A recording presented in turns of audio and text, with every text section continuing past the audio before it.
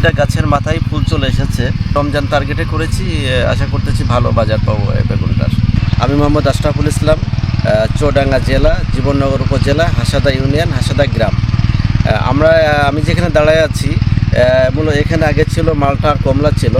ওটা বিগত 7 বছর বয়স ছিল। ওটা ওঠানোর পরে আমি এখানে সবজি চাষ করেছি। এক সাইডে সবজি করেছি আর এক সাইডে স্ট্রবেরি করেছি। এটা দেখতেছেন, এটা একটা বেগুন। এটা বাংলাদেশের বিভিন্ন কোম্পানি বিভিন্ন নামে নিয়ে আসছে।